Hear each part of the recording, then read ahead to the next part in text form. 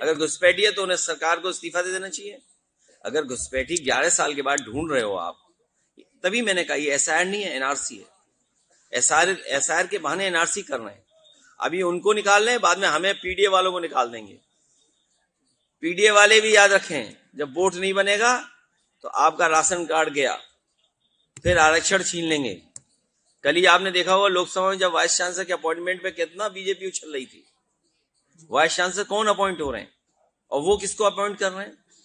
तो आरक्षण छीना जा रहा है आपका, महंगाई बढ़ाई जा रही है, रुपया कहां पहुंच रहा है बताइए आप। $1 में कितना रुपया लग रहा है? अर्थव्यवस्था क्या है? आपका कोई इंडस्ट्री नहीं लग रही, और जो मुनाफा कमा रही थी इंडस्ट्री, वो भी सब फेल कर दी इंडस्ट्री। अखिलेश जी, मुख्यमंत्री योगी आदित्यनाथ का ड्रीम प्रोजेक्ट था फिल्म सिटी बनाना यहाँ पर, लेकिन इतने दिन बीत गए अभी तक कार्य शुरू नहीं हुआ उसका। उनकी सरकार में सब इतने कलाकार हैं, क्या जरूरत है फिल्म सिटी की? अच्छा, तुमने लखनऊ में नहीं देखा? इतने फिल्म सिटी की जरूरत क्या है? वो तो लखनऊ में हम लोग देखते रहते हैं। आपने अभी हाल ही में बैलेट पेपर को लेकर बयान दिया। हम सब पूरे देश के लोग चाहते हैं कि बैलेट से वोट पड़े। देखिए, अगर सबसे बड़ा सुधार अगर हो सकता है लोकतंत्र को बचाने के लिए, लोकतंत्र को बचाने के लिए सबसे बड़ा सुधार अगर कोई हो सकता है तो वो सुधार हो सकता है बैलेट से वोट पड़े।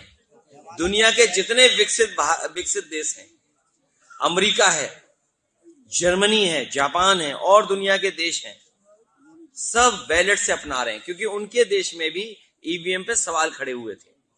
और जर्मनी के सुप्रीम कोर्ट, जो सबसे बड़ा कोर्ट है, उसका ये ऑर्डर है कि अगर ईवीएम से वोट पड़ता है तो वो अनकॉन्स्टिट्यूशनल माना जाएगा। सोचिए, जर्मनी जैसा देश जो ये कहता हो कि अनकॉन्स्टिट्यूशनल होगा अगर ईवीएम से डालेंगे, तो इन्हें दिक्कत क्या है ईवीएम से हटाने में? आज जागरूक ही नहीं है लोग। ये व्हाट्सएप तो 5 साल में सीख पाए चलाना, कितने साल में सीख पाए बताइए आप? एक मशीन, फिर 2 मशीन, एक ईवीएम, फिर वीवीपैट। तो मशीनों की क्या जरूरत है आपको? और कौन वोट डाला, सीसीटीवी आपको देंगे नहीं रिकॉर्डिंग।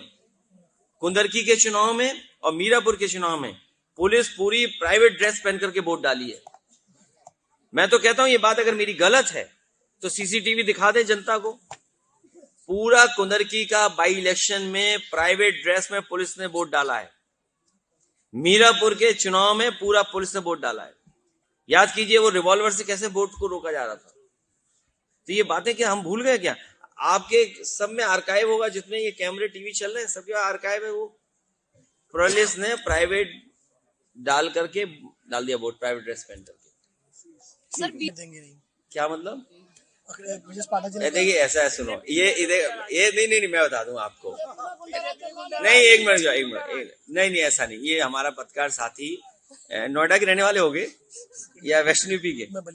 अरे तुम तो जानते होगे। अच्छा देखिए, हाँ ये ठीक है। मैम, बलिया में चुनाव लड़े थे विनय तिवारी जी, याद है? ये विनय तिवारी जी के क्या थे बताओ? क्या थे ये सब पता है, इसको नहीं बता रहा। और ये बीजेपी के लोग जंगल राज कहते हैं, जंगल राज। असली जंगली कौन होता है ये पता है आपको? जो पीड़ित के परिवार के लोगों का घर गंगा जल से धुलवाता है। जो लोग, याद रखना, हम कोई भेदभाव नहीं पैदा कर रहे हैं, लेकिन अगर किसी के घर को आप गंगा जल से धुलवाएंगे तो आप जंगली हैं। किसी के मंदिर जाने के बाद मंदिर परिसर गंगा जल से धुलवाओगे तो आप जंगली हैं।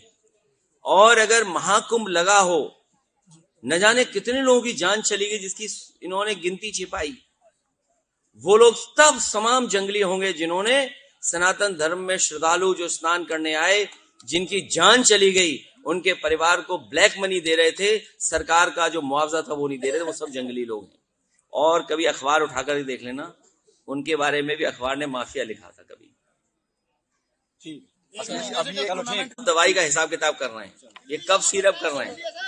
इसलिए मैं अक्षय जी को बधाई देता हूँ, अक्षय चौधरी जी को बहुत बधाई, जिन्होंने बहुत प्रयास से, मेहनत से, अपने संसाधन खर्च कर करके और समय लगा करके इतना बड़ा आयोजन किया। मैं बहुत बधाई देता हूँ टीम को भी, जिनकी वजह से इतना शानदार कार्यक्रम हो सका। मैं राजकुमार भाटी जी और तमाम समाजवादी नेताओं का, और हमारे प्रत्याशी ग्रेजुएट वाले आ गया, ये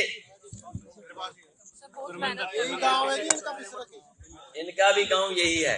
हमें उम्मीद है कि सभी कार्यकर्ता मिलकर के इनकी मदद करेंगे, सहयोग करेंगे।